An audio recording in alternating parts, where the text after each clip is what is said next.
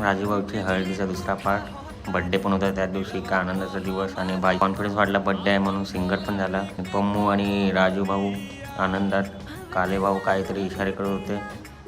कालेबाईला पण दिसत नव्हतं मोठं हवा बोलवतं म्हणून. आमच्याच पोरांना बोलव टिप उडवा म्हणजे सगळे उडवतील.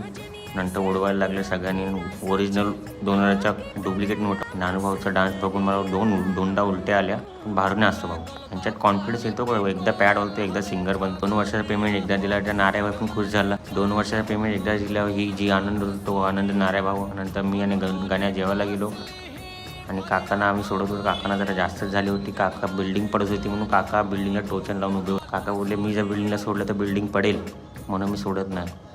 आणि एक फनी इन्सिडेंट झाला आमच्या सिंगरसोबत, बघा आता तुम्ही ऐका. सिंगरला बोललो थांबा थांबा थांबा, माझं घर पुढे गेलं.